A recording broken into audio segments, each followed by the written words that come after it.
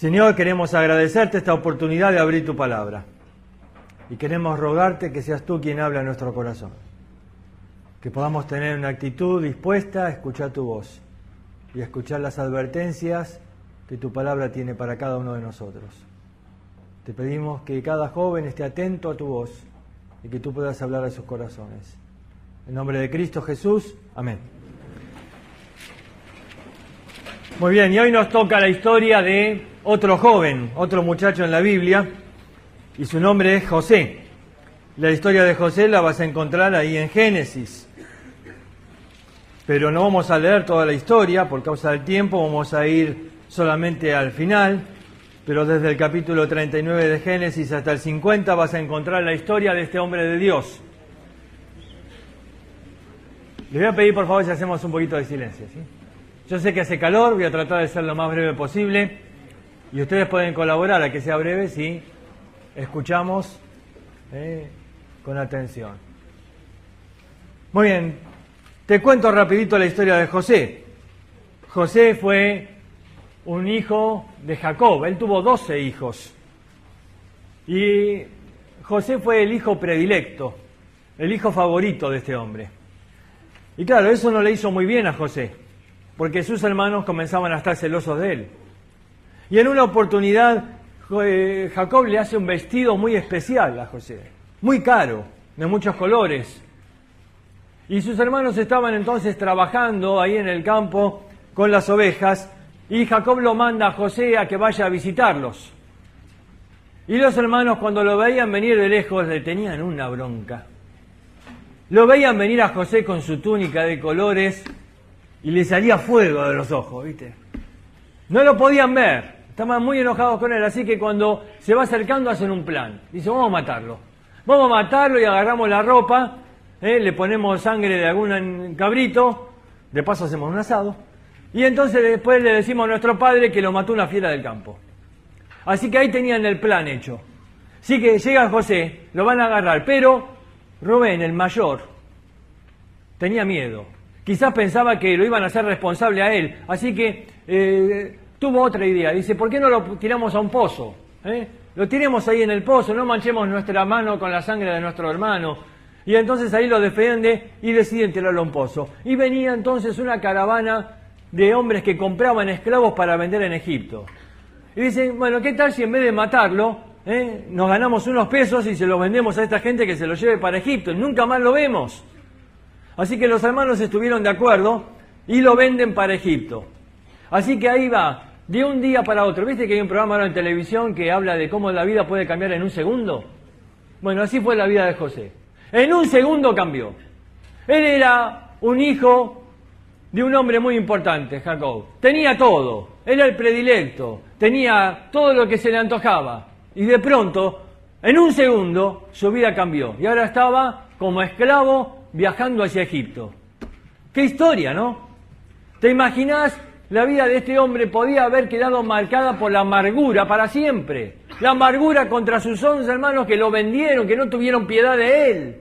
Contra sus hermanos que lo quisieron matar y que ahora lo estaban llevando a una vida de esclavitud. Hasta hubiera sido mejor la muerte, porque se hubiera acabado todo en un instante, pero él iba a estar cada día de su vida recordando lo que sus hermanos le hicieron. ¿Te imaginas vivir así? Ahora ves, él podía haber quedado en la historia como un hombre envenenado por la amargura. Sin embargo, José nos muestra cómo puede triunfarse sobre la amargura. Fíjate ahí, capítulo 45 de Génesis, Génesis 45, versículos 4 al 8.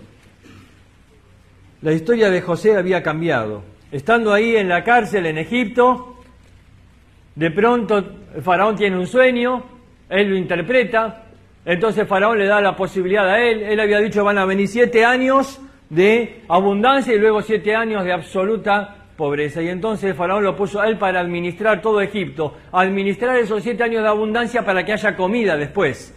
Así que Dios utilizó a este hombre José para preservar la vida, no solo a Egipto, sino también a su familia y a sus hermanos. Y este es el momento del reencuentro. Y entonces dice acá en el versículo 4, entonces dijo José a sus hermanos, acercaos ahora a mí. Y ellos se acercaron. Y él le dijo, yo soy José, vuestro hermano, el que vendisteis para Egipto. Ahora pues no os entristezcáis, ni os pese de haberme vendido acá, porque para preservación de vida me envió Dios delante de vosotros. Pues ya ha habido 2 años de hambre en medio de la tierra y aún quedan 5, en los cuales ni habrá arada ni siega. Y Dios me envió delante de vosotros para preservaros posteridad sobre la tierra y para daros vida por medio de gran liberación. Así pues, no me enviasteis vosotros acá, sino Dios. No me enviasteis vosotros acá, sino Dios. La primera cosa que José hizo para vencer la amargura, él vio el plan de Dios por encima de las circunstancias. Él no se sintió una víctima. Él no dijo, pobrecito de mí, mirá lo que me hicieron mis hermanos. Mirá la vida que me tocó vivir. Mirá lo que me pasa, qué injusticia terrible. No, él no fue una víctima. Él vio el plan de Dios por encima de las circunstancias. Él dijo, Dios tenía un plan. No me enviaste vosotros acá, fue Dios que me envió. Él tenía un plan. Ahora ves, tenemos que ver el plan de Dios para nuestra vida. Efesios capítulo 2, versículo 10 dice que Dios preparó obras de antemano para que anduviésemos en ellas. Esto significa Dios preparó un camino para vos. Dios tiene un plan para tu vida. Él tiene un plan maravilloso. Él quiere utilizarte para su gloria. No son las circunstancias las que manejan la vida. Hay un plan soberano. Un plan diseñado por la misma mano del alfarero que creó tu vida y que te quiere usar para un propósito. Y ves, cuando uno ve el plan de Dios, entonces no se pone como víctima de las circunstancias. He conocido muchos jóvenes que viven con una amargura terrible en su corazón y llevan por años esa amargura.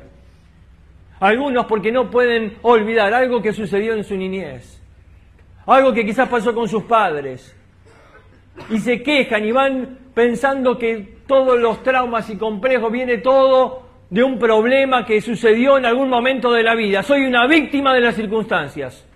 No, no es así. Dios tiene un plan.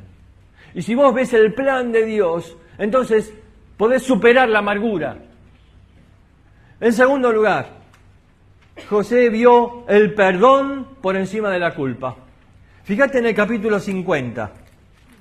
Ahora ya había pasado mucho tiempo. Y el papá de José, Jacob, había muerto. Y entonces los hermanos pensaron, uy, ahora que murió nuestro padre, ahora seguro que José va a tomar oportunidad para vengarse. Fíjate lo que es la culpa, ¿no? José los había perdonado, pero ellos todavía seguían con una culpa en su corazón. Ellos no podían perdonarse a sí mismos. Y entonces estaban ahí preocupados, ¿qué nos va a pasar ahora que murió Jacob? ¿Quién nos va a defender ahora? Y entonces fíjate que dice el capítulo 50, versículo 17. Así diréis a José, te ruego que perdones ahora la maldad de tus hermanos y su pecado, porque mal te trataron. Por tanto, ahora te rogamos que perdones la maldad de tus siervos, del Dios de tus padres. Y José lloró mientras hablaban. Y vinieron también sus hermanos y se postraron delante de él y dijeron, henos aquí por siervos tuyos. Y él les respondió, no temáis. ¿Acaso estoy yo en lugar de Dios? Vosotros pensaste mal contra mí, mas Dios lo encaminó para bien, para hacer lo que vemos hoy, para mantener en vida mucho pueblo. Ahora pues no tengáis miedo, yo sustentaré a vosotros y a vuestros hijos. Así los consoló y les habló al corazón. ¿Ves? José vio el perdón por encima de la culpa.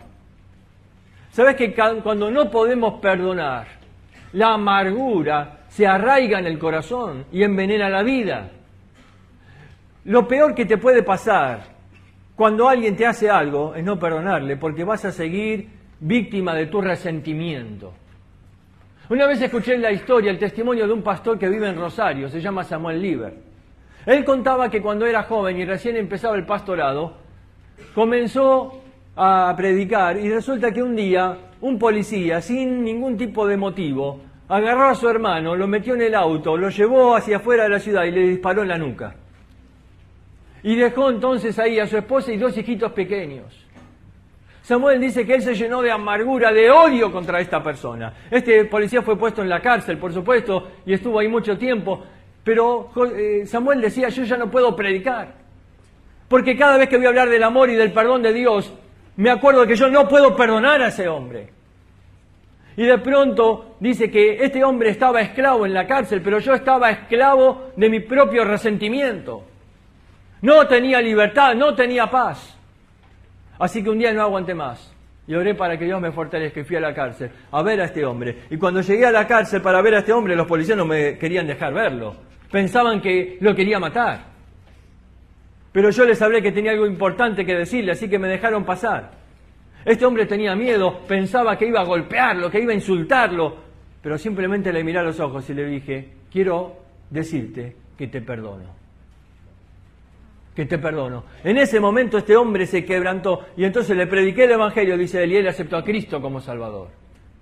Pero en ese momento, dice Samuel, yo me liberé de una carga terrible. Por fin había paz en mi corazón, me liberé de la tortura, del resentimiento. Porque eso estaba en mi mente y no me dejaba dormir y no me dejaba con paz.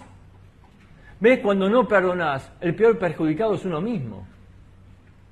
Y él entendió acá que debía poner el perdón por encima de la culpa. ¿Sabes? Vivimos constantemente expuestos a injusticias, expuestos a cosas que pasan a nuestro alrededor y muchas veces nos podemos poner como víctimas. Pero quiero decirte que el perdón te puede liberar de todo eso. Jesús dijo que debemos perdonar de la misma manera que Él nos perdonó a nosotros. Por gracia. No lo merecíamos, pero Él nos perdonó. Y dice, de la misma manera perdonen ustedes. Pero en tercer lugar, José vio el poder de Dios por encima de las calamidades. Fíjate acá en el versículo 20 que recién leímos, dice, vosotros pensasteis mal contra mí, pero Dios lo encaminó a bien. Otra traducción dice, Dios lo transformó para bien. Ustedes pensaron mal, pero Dios es tan poderoso que transformó vuestra maldad, vuestro plan maquiavélico. Y Dios lo transformó para bien. Ese es el poder de Dios. José decía, mi vida no depende de las calamidades que pasan. Dios tiene poder para transformarlas y usarlas para bendición. ¿Ves? El ejemplo que más me encanta sobre esto es el de Pablo. Pablo estaba viajando en Hechos capítulo 27 rumbo a la cárcel. Y el barco naufraga y de pronto todos ahí van por tablas o por lo que sea y llegan a una isla llamada de Malta. Todos estaban tirados en la arena, pero Pablo se puso a juntar leña y de pronto una serpiente se le prende en la mano. Seguramente Satanás quiso destruir a Pablo con esa tormenta y no pudo. Entonces mandó a la serpiente. De alguna manera hay que callar a este hombre para que no predique más. Pero Pablo no murió. Y la gente dice que esperaba que se hinche y reviente, pero Pablo tiró la serpiente en el fuego. Y utiliza eso como una oportunidad para predicarles el Evangelio. Y de pronto lo que el enemigo pensó para mal, Dios transformó para bien. Y entonces Pablo después sigue su viaje y va a una cárcel. Y el enemigo dice, bueno, ya que no lo puedo matar, por lo menos lo pongo en una cárcel. Que no predique más, por favor, que no funda más iglesias, que no extienda más el Evangelio. Acá en la cárcel lo va a predicar más. Pero de pronto le traían presos, le traían soldados a Pablo, la guardia pretoriana, la guardia exclusiva del Imperio Romano. Y le encadenaban un guardia cada 4 horas. Y muchas veces conté esto, pero siempre me llena de emoción, porque Pablo decía, ¡qué bárbaro! No tengo que viajar más para predicar el Evangelio, ahora me los traen acá a la cárcel. Y me los encadenan para que no se me escapen. Así que Pablo le predicaba por 4 horas y el tipo no se podía ir porque estaba encadenado al lado de Pablo. Las cadenas no eran para Pablo, las cadenas eran para los soldados. Y lo que Satanás pensó para destrucción, Dios transformó para bien. Y cuando terminaban las 4 horas, Pablo decía, ¿qué pasa el que sigue? Y le traían a otro y se lo encadenaban. Y sabés, cuando Pablo escribe a los filipenses, dice, doy gracias a Dios por mis prisiones, porque Dios utilizó esto para que todo el pretorio, es decir, toda la guardia, todos los soldados, escuchen del Evangelio de Cristo. Y se fundó una iglesia en Roma, ¿sabés con quiénes? Con los guardias. Satanás dijo, este no va a predicar más, no va a fundar más iglesias. Lo que él planea para destrucción, Dios puede transformar en bendición. Y eso es lo que vio José. José vio el plan de Dios, José vio el poder de Dios. Y él dice, no hay nada que pueda frustrar ese plan de Dios.